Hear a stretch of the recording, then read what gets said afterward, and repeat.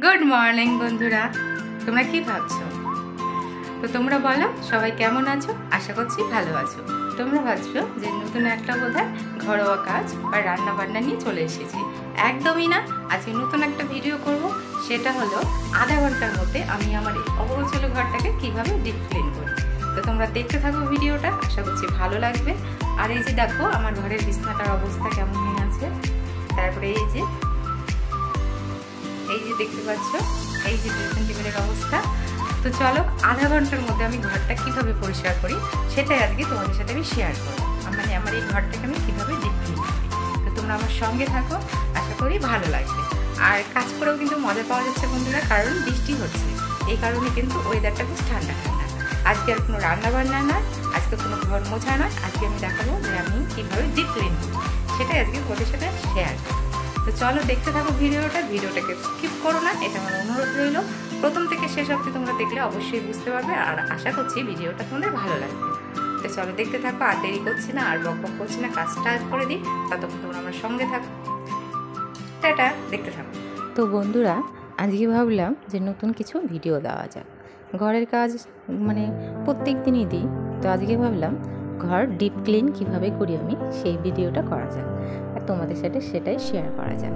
তো আমি 1 ঘন্টার মধ্যে আমার এই অগোছালো ঘরটা কি সুন্দর করে গুছিয়েছি সেটাই তোমাদের সাথে আজকে শেয়ার করতে চলেছি বা করব।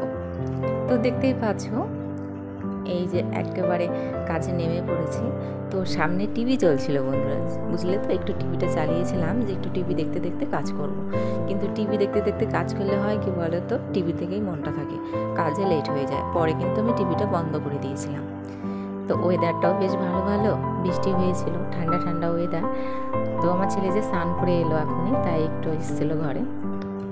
তো ঠান্ডা ঠান্ডা ওয়েদার, তো ভাবলাম চলো, ঘর তো রোজই ঝাড় মোছা করা হয়, একটু ডিপ ক্লিন তো করা হয় না, ওই হালকা আর কি হাতে ঝেড়ে নেওয়া হয়। তো চলো, অনেক দিন তো ঘরটা ডিপ ক্লিন করা হয়নি, তো আজকে ডিপ ক্লিন করেই ফেলি। তো এই কারণে নতুন একটা ভিডিও নিয়ে আমি আবার চলে আসলাম পম্পা ডেলি ব্লগ। তো তোমরা দেখতেই পাচ্ছ আমি কিন্তু দেরি না করে একেবারে কোমর বেঁধে লেগে গিয়েছি যে ঘরটাকে আজকে পরিষ্কার করেই নেব। তো এই যে আমার ঘরের বিছনাটা দেখতে পাচ্ছ কি অবস্থা হয়ে আছে। তারপরে এই যে পাশে কুর্তি, কালকে একটু মেলায় গিয়েছিলাম বন্ধুরা, তো এই কারণে আর কি কুর্তিটা আর কি মানে ফ্যানের নিচে দিয়ে রাখছিলাম, এখন যেহেতু গরমের দিন এই কারণে। তো ওই পাশে জানলাটা না একটু ধুলো পড়েছিল, জানো তো, এত ধুলো যে কোথার থেকে আসে বোঝা যায় না, প্রচুর পরিমাণে ধুলো পড়েছিল। তো জানলাটাকে আমি একটা ভেজা কাপড় দিয়ে সুন্দর করে জানলার বাইরেটা পেছনটা একেবারে মুছে নিলাম। আর জানলার যে গ্রিলগুলো, সেই গ্রিলগুলো কিন্তু আমি সুন্দর করে ভেজা কাপড় দিয়ে পরিষ্কার করে মুছে নিয়েছি। তাতে কি হয়েছে বলতো, জানলার মানে গ্রিলগুলো একটু ধুলা থেকে একটু আর কি পরিষ্কার হয়েছে, চকচক করছে। তারপরে ভাবলাম চলো বিছনা চাদরটা আমি একটু পেতে নিই, মানে যে বিছনা চাদরটা আর কি পেতেছিলাম সেই বেডশিটটাকে চেঞ্জ করি। তো সেই বেডশিটটা চেঞ্জ করে এই বেডশিটটা পেতে নিলাম। তোমাদের এর আগে বলেছিলাম বন্ধুরা যে আমার একটা বেডশিট ঢোকানো আছে, তো এই বেডশিটটাই ভাবলাম যে ঘরটা যেহেতু পরিষ্কার করছি তো বেডশিটটাও চেঞ্জ করে নেওয়া যায়, তাই বেডশিটটা কিন্তু চেঞ্জ করে নিয়েছি। আর খাটের যে ওই যে ডিজাইনটা, ওই ডিজাইনটাও সুন্দর করে আমি ভেজা কাপড় থেকে মুছে নিয়ে তারপরে কিন্তু আমি শুকনো একটা কাপড় দিয়ে মুছে নিয়েছি।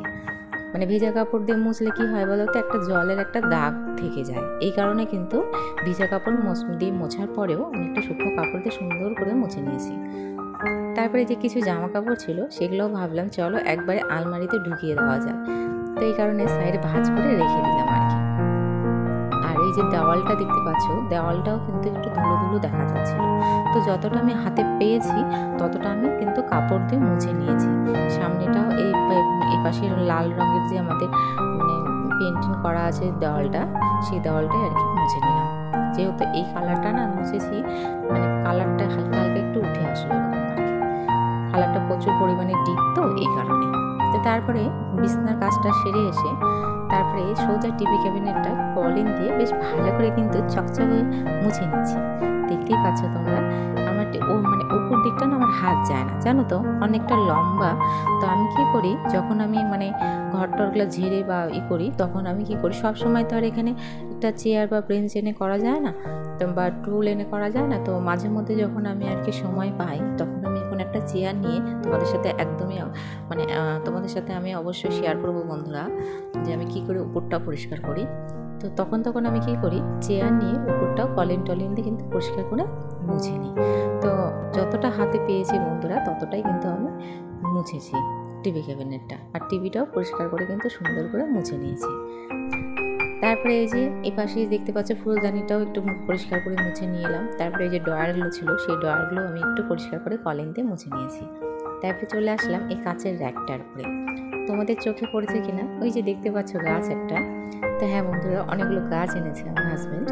তো সেই গাছগুলো তোমাদের সাথে অবশ্যই শেয়ার করবো। আজকে হয়তো করবো না, তো আমার ঘরে দুটো গাছ আছে নতুন, সেই দুটো গাছ তোমরা দেখতে পাবে আমার ভিডিওতে।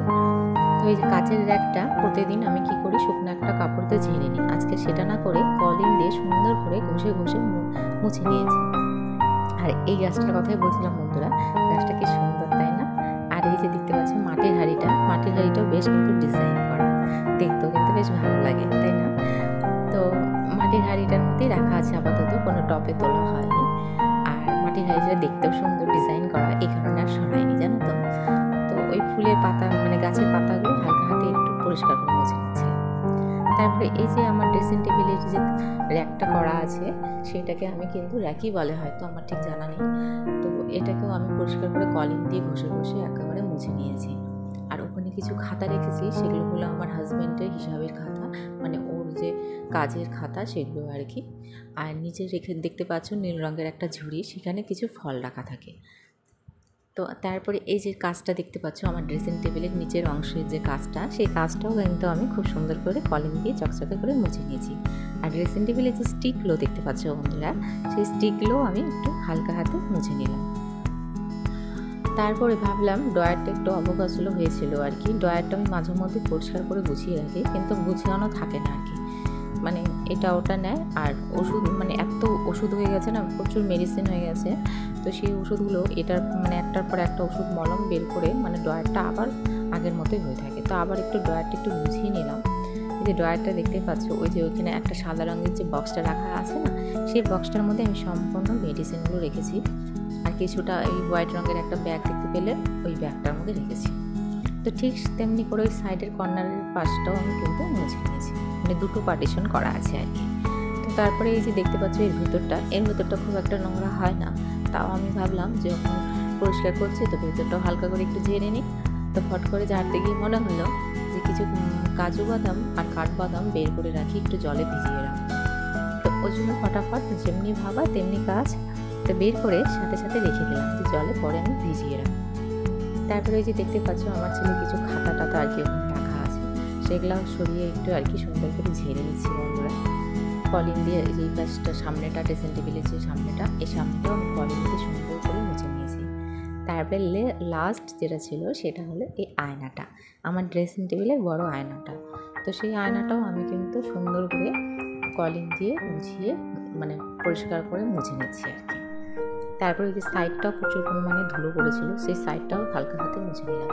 আর এই যে বোর্ডটা দেখতে পাচ্ছ, এই বোর্ডটার মধ্যেও একটু ধুলা পড়েছিল, তো বোর্ডটাও ভাবলাম একটু মুছে নেওয়া যায়।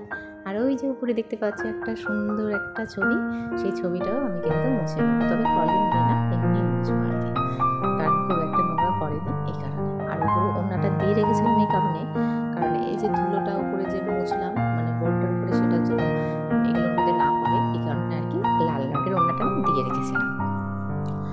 তারপরে ওড়নাটা আবার সরিয়ে রেখে দিলাম। তারপরে এই যে দেখতে পাচ্ছ খাটের এই পাশটা মোছা হয়নি, তো খাটের এই পাশটা প্রথমে ভেজা একটা কাপড় দিয়ে সুন্দর করে এই যে ঘষে মুছে নিচ্ছি। তারপরে আবার শুকনো একটা কাপড় দিয়ে মুছে নেব, ওই যে বললাম একটা দাগ পড়ে যায় এই কারণে আর কি। তারপরে আমি আবার শুকনো কাপড় দিয়ে মুছে নিয়েছি। এই সামনেটাও মুছেছি বন্ধুরা, সেটা তোমাদের সাথে শেয়ার করলাম। তারপরে এই যে দেখতে পাচ্ছ আমার আলমারিটা, সেই আলমারিটাও একটু কম মানে ভেজা কাপড় দিয়ে মুছে আবার কিন্তু আমি শুকনো কাপড় দিয়ে মুছে নেবো। তো এইগুলো তো আর সবসময় মোছা হয় না, তাও যখন আর কি সময় পাই আমি কিন্তু ঠিক করে রাখি, মানে মুছে রাখি আর কি। তারপরে এই যে বড় আলমারিটা, উপরটাও নোংরা হয়েছে, উপরটা ঝাড়তে পারলাম না। ওই যে বললাম যে মানে হাতে পাওয়া যায় না, তো ওখানে একটা টুল বা চেয়ার নিতে হবে, নিয়ে তারপরে আমাকে কিন্তু পরিষ্কার করতে হবে। তো যেই দিন আমি উপরটা পরিষ্কার করবো অবশ্যই কিন্তু বন্ধুরা তোমাদের সাথে শেয়ার করবো।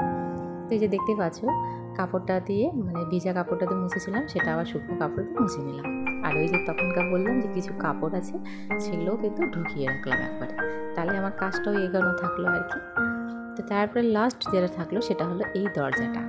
এই দরজাটাও একটু ধুলো হালকা হওয়া, মানে ধুলো পড়েছে আর কি, মুছতে গিয়ে যেটা দেখলাম চোখে পড়লো। দরজাটা মানে সবসময় আর কি পরিষ্কার করা হয় না বন্ধুরা, যখন ঘরটা আমি ঝাড়ি তখনই আর কি আমি দরজাটাও মুছে নিই।